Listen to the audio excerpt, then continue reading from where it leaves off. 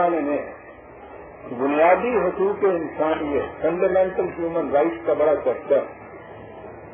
اور اقوام متحدہ کا سب سے بڑا کارنامہ یہ بتایا جاتا ہے کہ اس نے ان حقوق کو متعین کر کے ان کا چارٹر شائع کر دیا، لیکن بہت کم لوگوں کو معلوم ہے کہ بنیادی حقوق کا تصور سب سے پہلے قرآن کریم نے دیا تھا اور انہیں نہایت وضاحت سے بیان بھی کر دیا تھا۔ قلت وقت کی بنا پر میں ان حقوق کی تفصیل میں نہیں جا سکتا، اس لیے اجمالاً چند ایک سے تذکرہ پر اکتفا کروں گا۔ دیکھیے، قرآن کریم کی روح سے وہ حقوق کیا ہیں؟ تقریم آدمیت، یعنی ہر انسانی بچہ محض انسان ہونے کی جہت سے یکساں تقریم کا مستحق ہے۔ یہ جو کچھ میں کہہ رہا ہوں ان کے لیے قرآنی آیات اور حوالے یہ سب کے سب میرے الگ ایک مضمون میں ہے جس کا عنوان ہی ہے بنیادی حقوق انسانیت۔ یہ جو میں کہہ رہا ہوں یہ قرآنی آیات کے ترجمے ہیں، وہاں وہ آیات آپ کو سامنے مل جائیں گی۔ تقریم آدمیت پہلا بنیادی حق، جنسی مساوات، زندگی کے کسی شعبے میں مرد اور عورت میں کوئی تفاوت نہیں۔ مدارج کا تعین افراد کے جوہر ذاتی اور سیرت و کردار کی روح سے کیا جائے گا۔ اطاعت صرف قانون کی ہوگی، اشخاص کی نہیں۔ ہر شخص کو اس کی محنت کا پورا حق ادا کیا جائے گا، اسے عدل کہا جاتا ہے، اور جس شخص میں کوئی کمی رہ جائے گی اس کی کمی پوری کی جائے گی، اسے احسان کہا جاتا ہے۔ ہر شخص کو سامان جیت یعنی رزق مہیا کرنے کی ذمہ داری مملکت پر ہوگی۔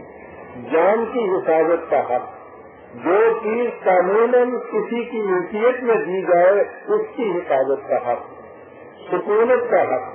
قسمت کی حفاظت کا حق، شادی میں انتخاب کا حق، اس میں ذوق یعنی ایستھیٹک ٹیسٹ کا حق، مذہبی آزادی کا حق، سچی بات کہنے کا حق، مظلوم کو فریاد کا حق، پرائیویسی کا حق، حیثیت عرفی کے تحفظ کا حق، اقدار کے جرم کے بغیر ہر ایک کو بے گناہ تصور کیے جانے کا حق۔ یہ اسی قسم کے دیگر حقوق کا تعین قرآن کریم نے اس زمانے میں کیا جب دنیا میں افراد کے حق کا تصور بھی کہیں نہیں تھا۔ آپ غور کیجیے کہ کیا اس 1400 سال کے عرصے میں انسانی فکر نے ان حقوق کا تقاضا کیا ہے یا اس نے ان کے خلاف بغاوت کی؟ اور اگر اس نے ان حقوق کا مطالبہ کیا ہے تو کیا یہ اسلام کی کامیابی کی دلیل ہے یا اس کی ناکامی کا ثبوت؟ اسلام کی ناکامی تو ایک طرف، فکر انسانی اس بات میں بھی ہنوز اسلام سے پیچھے ہے۔ اسلام نے ان حقوق کو عملی اور غیر متبدل قرار دیا ہے، جس کے معنی یہ ہے کہ انسانوں کا کوئی نظام ان میں تبدل نہیں کر سکتا۔ اور جب دنیا کی اقوام کو معلوم ہو کہ ان کے ہاں کے یہ مستقل اقدار اور حقوق غیر متبدل ہیں، ان کی کوئی حکومت آئے کوئی حکومت جائے ان میں تغیر و تبدل نہیں ہو سکتا، تو دنیا کو اس سے کتنے بڑے امن کی ضمانت مل جائے گی۔ اور آپ کو پتا ہے کہ مومن کے لفظی معنی امن دینے والا ہے، اللہ کی ایک قسم بھی تو المومن ہے۔ دنیا کو بھی یقین ہو جائے کہ اس کام کے سامنے یہ جو اصول ہے یہ غیر متبدل ہے، کوئی حکومت آئے اور کوئی حکومت جائے یہ اصول غیر متبدل رہیں گے، دنیا کو کتنا بڑا اس سے امن اور امن کی ضمانت مل جاتی ہے۔ یہ ہے وہ حقوق بنیادی جن کے متعلق کہا کہ غیر متبدل ہے، ان میں کوئی تبدیلی نہیں کر سکتا۔ تمت کلمۃ ربک صدقا وعدلا لا مبدل لہ۔ اس سے برعکس اقوام متحدہ کے متعین کردہ حقوق کی کیفیت کیا ہے، اس کا اندازہ اس سے لگائیے کہ میں نے اس سے پہلے یونیسکو کے جس کمیشن کا ذکر کیا ہے اس میں ان حقوق کے متعلق اپنی رپورٹ میں لکھا ہے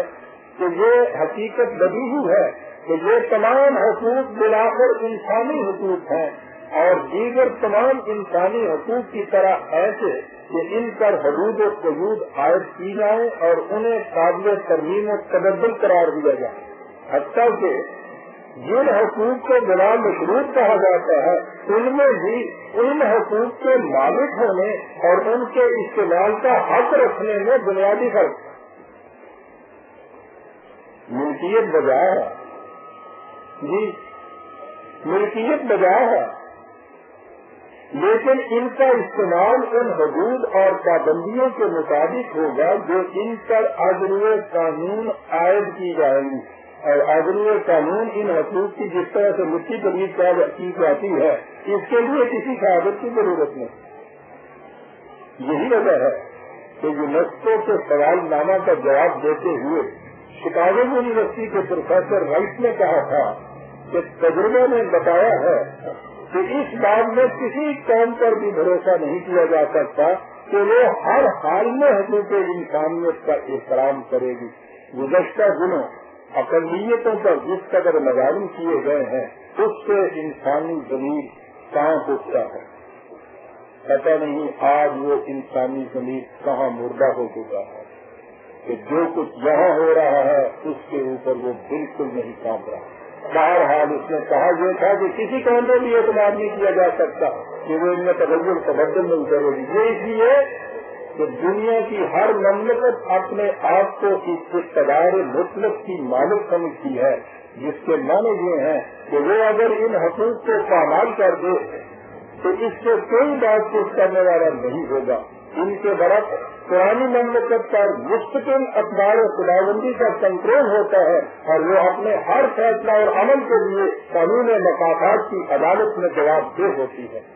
فکر انسانی کا تجرباتی طریق ہمیں اس مقام تک نہیں پہنچا جس کی وجہ سے بنیادی حقوق کے چارجوں سے ضائع ہو جاتے ہیں، ان پر عمل درآمد کہیں نہیں ہوتا۔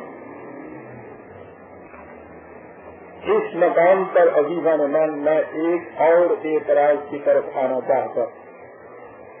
عام طور پر کہہ دیا جاتا ہے کہ مسلمانوں کی یہ عادت ہے کہ دنیا میں جہاں کوئی اچھا نظریہ سامنے آیا انہوں نے کہہ دیا کہ اسلام میں یہ پہلے ہی سے موجود ہے، اور جب دوسرے لوگ یہ کہتے ہیں کہ ہر کوئی نظریہ اسلام میں پہلے ہی سے موجود ہے تو میں نہیں کہہ سکتا کہ اسلام سے ان کی مراد کیا ہوتی ہے اور ان کے اس قسم کے دعویٰ کا ان کے پاس ثبوت کیا ہوتا ہے، لیکن میں جو کچھ کہتا ہوں پوری ذمہ داری کے ساتھ کہتا ہوں اور مکمل اتھارٹی کی بنا پر کہتا ہوں۔ میری اتھارٹی قرآن کریم ہے جس کے متعلق ساری دنیا کو تسلیم ہے کہ وہ 1400 سال سے دنیا میں بغیر کسی تبدیلی کے موجود ہے۔ میں نے جو کچھ کہا ہے یا اس سے پہلے بھی جو کچھ کہتا چلا آ رہا ہوں ان میں سے ایک ایک دعویٰ کی تائید میں قرآن کی آیات موجود ہے، اور جب بھی کوئی طلب کرے انہیں پیش کرنے کے لیے تیار ہوں۔ حقائق عملی پر مدار ہے اس کا، یہ زندگی ہے نہیں ہے کرش میں اپنا تو۔ جو لوگ یہ اعتراف کرتے ہیں کہ اسلام آگے نہیں چلا، جہاں تک میں نے غور کیا ہے ان کی غلط فہمی کی وجہ یہ ہے کہ وہ ہم مسلمانوں کو اور اسلام کو مرادف سمجھ لیتے ہیں، اور اسی وجہ سے پوری جھوٹ کے ساتھ کہہ دیتے ہیں کہ اگر اسلام میں کوئی واقعہ ایسی صلاحیت موجود ہے جس کا دعویٰ کیا جاتا ہے تو پھر مسلمانوں کی حالت اس قدر سخت ہے۔ ہماری مضبوط رفاعیت کی طرف سے اس کا قصہ بن جواب دے دیا جاتا ہے کہ اسلام میں تو اس کی صلاحیت موجود ہے لیکن ہم مسلمان اس پر کاربند نہیں۔ یہاں تک تو بات ٹھیک ہے، لیکن جب وہ پوچھتے ہیں کہ اسلام کیا ہے جس پر کاربند نہ ہونے سے مسلمانوں کی یہ حالت ہو چکی ہے تو اس کا جواب اس سے زیادہ کچھ نہیں ہوتا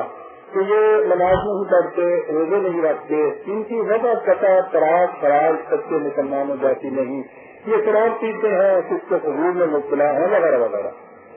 لیکن جب وہ تو رجیم یہ کہتے ہیں کہ صاحب ایسے مسلمان بھی تو ہیں جو نماز روزے کی بھی پابند ہے اور جس کو حضور میں بھی مبتلا نہیں، پھر ان کی حالت بھی ویسی بھی کیوں ہے؟ تو اس کا جواب کسی کے پاس کچھ نہیں ہے۔ یاد رکھیے جب تک ہم اس اعتراف اور اعلان کی